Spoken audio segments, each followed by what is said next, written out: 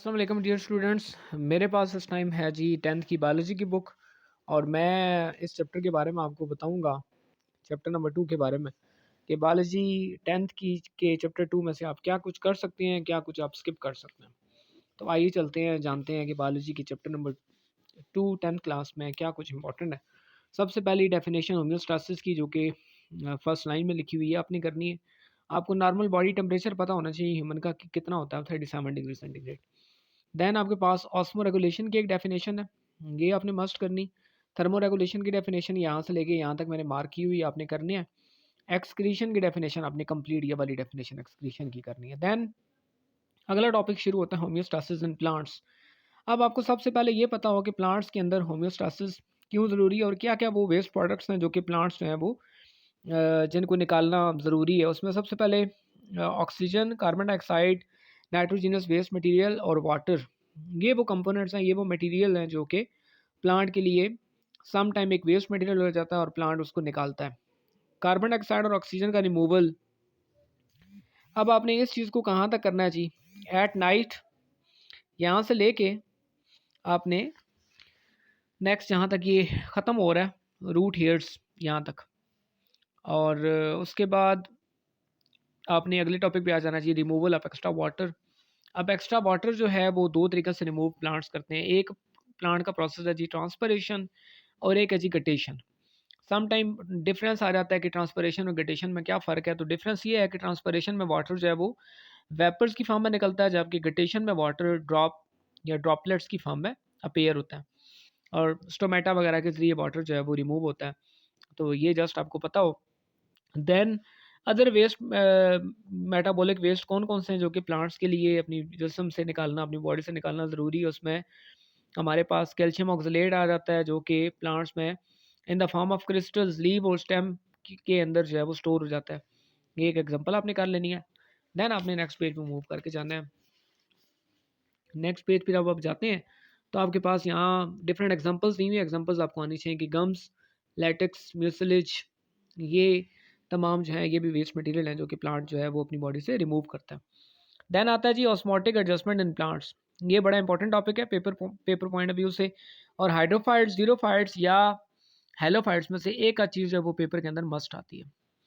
तो हाइड्रोफाइट्स जो कि वाटर लिविंग प्लांट्स हैं और इनको कभी भी वाटर की कमी का सामना नहीं करना पड़ता। इनके अंदर स्टोमेटा का नंबर बहुत ज़्यादा होता है और स्टोमेटा की तादाद प्लांट के लीफ की अपर सरफेस पे ज़्यादा स्टोमेटा होते हैं। एग्जांपल आपने याद करनी है, वाटर लिली। ज़ीरोफाइट्स वो प्लांट्स हैं जो कि बिल्कुल ड्राई लैंड पे रहते हैं। इनके अंदर या तो स्टोमेटा बहुत कम होंगे या स्टोमेटा ना होने के बराबर होंगे। और इनकी बॉडी जो है वो इनकी बॉडी ओवरऑल एक सकुलेंट आर्गन की तरह काम करती है। सकुलेंट आर्गन का मतलब होता है कि ये वाटर को, जब बारिश होती है तो वो वाटर को अपनी बॉडी के अंदर जज़ब कर लेते हैं। और इसकी एग्जांपल आपने याद कर लेनी है, कैक्टस वगैरह।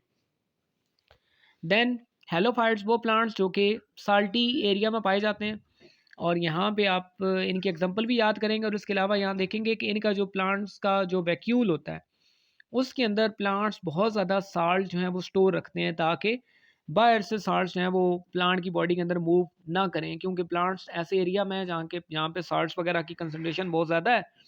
इस वजह से प्लांट्स के अपने वैक्यूल को फुल रखता है साल्ट से।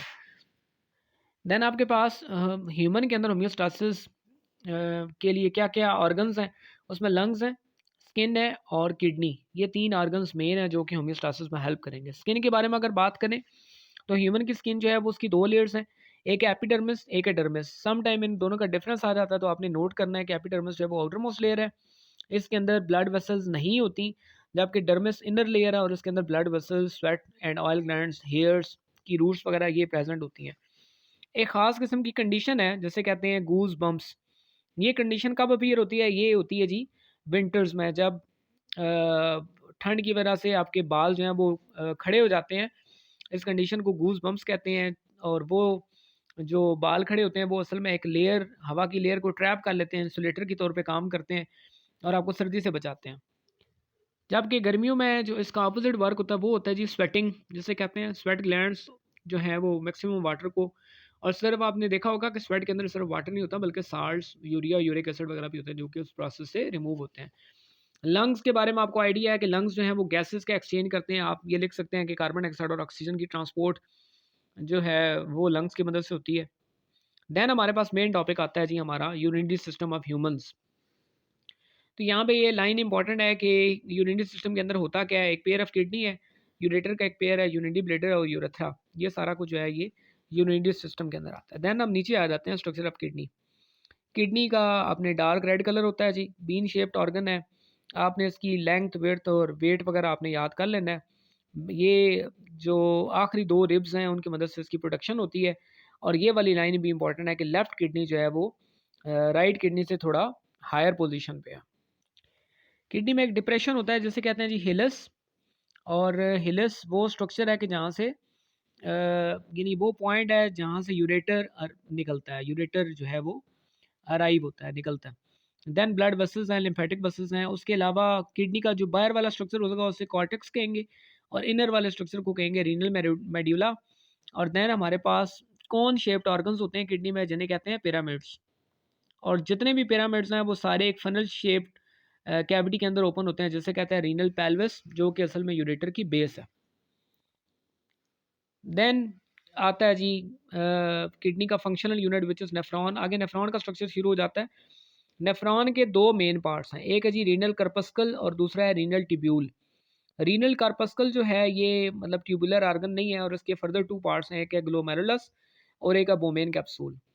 अब ये पेपर पॉइंट ऑफ व्यू से इंतहाई इंपॉर्टेंट है नेफ्रॉन का स्ट्रक्चर, ये आपको मस्ट आना चाहिए। मैं आपको कोई चीज़ यहाँ पे छुड़वा नहीं रहा, ये आप कोशिश करें कि ये सारा आपने याद करना है। यहाँ पे मैं एक चीज़ आपको ये भी बता दूँ कि अफेरेंट आर्ट्रियोल्स, जब ए से अफेरेंट आर्ट्रियोल बन रहा है वो किडनी की तरफ जो ब्लड लेके जा रही हैं आर्टरीज वो होती हैं, जबकि ई से जो अफेरेंट बनता है ये वो आर्ट्रियोल्स हैं जो किडनी से ब्लड को वापस लेके जा रही हैं। This diagram is very important. इस दफ़ा भी फेडरल बोर्ड के पेपर में ये डायग्राम बनानी आई थी, और कई दफ़ा इसकी लेबलिंग आ जाती है, तो you must remember this diagram as well. Then functioning of kidney में आता है जी, तीन स्टेप्स हैं, pressure filtration, selective reabsorption and tubular secretion. ये तीनों स्टेप्स और ये मुकम्मल डिटेल ये आपने मस्ट करना है जी, इस पर कोई कंप्रोमाइज़ नहीं है। ये आपने किडनी का फंक्शन जो है वो मस्ट याद करना है। ये आपके सामने मैंने जो चार्ट अभी लेके आया हूँ, ये एक नॉर्मल यूरिन का एक टेस्ट है, उसमें ये चीज़ें जो हैं वो पाई जाती हैं। तो इसके अलावा अगर रेड ब्लड सेल्स वगैरह भी यूरिन के अंदर आ रहे हैं, या पस सेल्स आ रहे हैं, या ब्लड सेल्स कोई भी आ रहे हैं, तो वो मतलब यूरिन जो है वो उसके अंदर कोई ख़राबी है, और किडनी के अंदर असल में मेन प्रॉब्लम है। देन ऑस्मो रेगुलेशन की डेफिनेशन जो है वो रिपीट हुई है यहाँ पे, ये आप देख सकते हैं।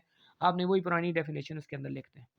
हाइपोटोनिक यूरिन और हाइपरटोनिक यूरिन, इन दोनों की आपने डेफिनेशन करनी है।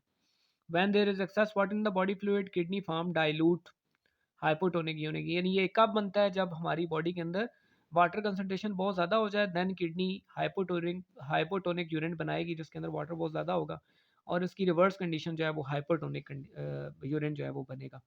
देन आता है जी kidney stones, a very important topic. Kidney stones बनते क्यों हैं, आपको इसके काजेज़ पता होने चाहिए।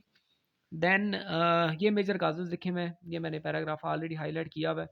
काजेज़ के अलावा आपको सिम्टम्स पता होनी चाहिए कि किडनी स्टोन जब होता है किसी भी बॉडी में तो उसकी सिम्टम्स क्या होंगी, ये सिम्टम्स मैंने लिखी हुई हैं।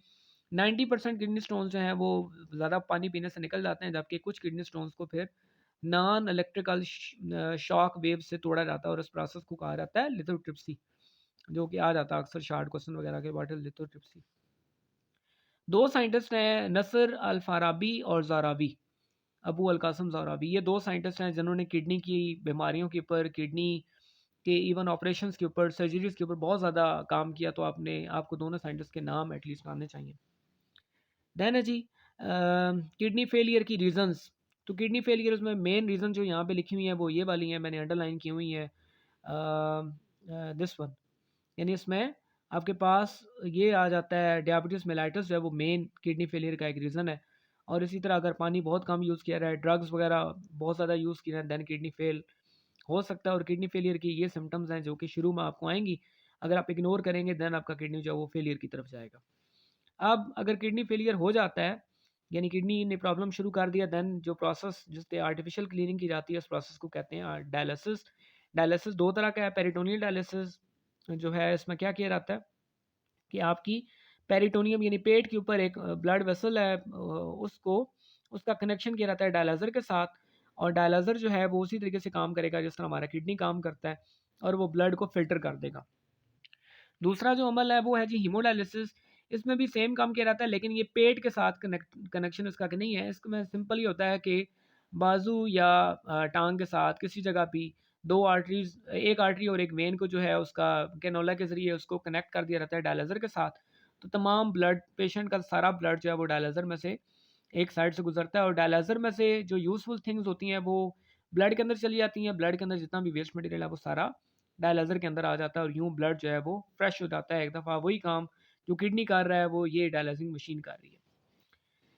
लेकिन अगर किडनीज़ ने बिल्कुल ही काम करना छोड़ दिया, ये डायलिसिस तब होता है कि जब किडनी कुछ सपोर्ट कर रही हो, लेकिन अगर किडनी ने बिल्कुल काम करना छोड़ दिया, तब पेशेंट जो है वो किडनी ट्रांसप्लांट की तरफ जाएगा। ये एंड स्टेज किडनी फेलियर है, जिसमें आप पेशेंट को कोई डोनर जो है वो किडनी डोनेट करेगा और देन उस पेशेंट की बॉडी के अंदर वो किडनी लगाया जाएगा। लेकिन ज़्यादातर किसी रिलेटिव का किडनी लगाया जाता है, क्योंकि टिश्यू मैचिंग और ब्लड मैचिंग बहुत ज़रूरी है। जीन्स वगैरह का डिफरेंस ना हो, तो इसलिए कोई रिलेटिव जो है वो ज़्यादातर किडनी जो है वो डोनेट करते हैं। लेकिन जो नया किडनी जिस बंदे को लगाया जाएगा, उस किडनी की उम्र तकरीबन 10 से 15 साल होती है, उसके बाद उसके फेल होने के चांसेस हैं। और साथ जो बंदा जिसको किडनी लगाया गया है वो बहुत सारी मेडिसिन, एंटीबायोटिक मेडिसिन उसे खानी पड़ेंगी, ताकि वो जो नया किडनी है वो उस पर्सन की बॉडी के अंदर एडजस्ट हो पाए और बॉडी उसके खिलाफ कोई रिएक्शन ना करे। ये था जी ओवरऑल चैप्टर। काफ़ी कम्प्रिहेंसिवली मैंने आपको पूरा जो सेकंड चैप्टर है उसकी डिटेल बताई है। उम्मीद है बहुत सारी चीज़ें आपको क्लियर हुई होंगी। वीडियो देखने के लिए बहुत शुक्रिया। Till then take care.